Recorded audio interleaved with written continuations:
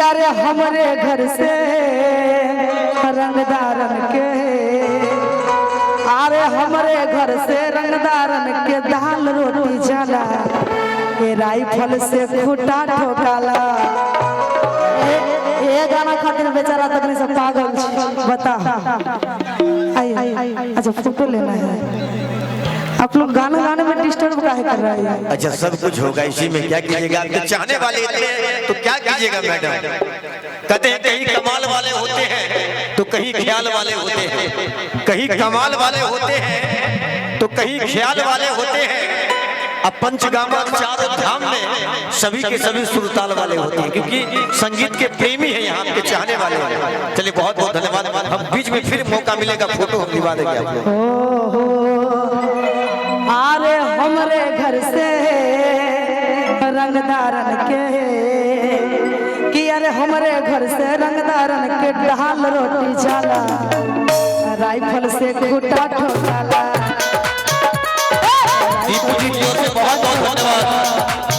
अरे हमारे घर से रंगदारन के, हमारे घर से रंगदारन के दाल रोटी जाला, राइफल से खूटा ठोकाला, ठोकाला। लेकिन लड़का कहता है क्या लड़की से, जे हमारा बच्चा नहीं छोटा रंग सतारा गो मदर के सके, ये हमारा बच्चा नहीं छोटा रंग सतारा गो मदर के सके, कोना के खइयो के सके।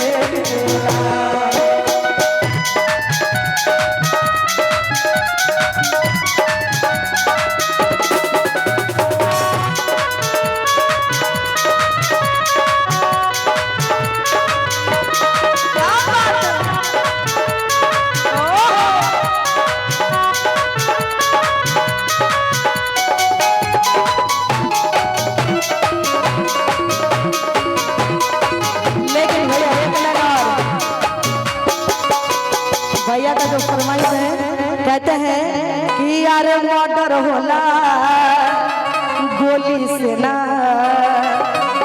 आरे मर्डर होला गोली से ना, चले लाठी भाला राइफल से खूटा ठोकाला, राइफल से खूटा ठोकाला।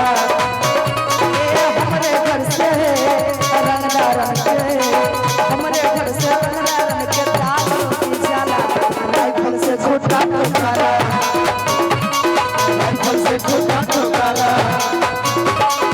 राइफल से खूटा ठोकाला। एक और फरमाइश बंसिया बजावे छी, तू आए लगे जे पागल भेल छ ए गाना सुन। अच्छा पुरस्कार दिए तो खरीद नहीं लिए, हम सुनाएंगे पुरस्कार, बोल रहे हैं टाइम दीजिए थोड़ा देर, एक एक करके सबको सुनाएंगे। और ये कहेंगे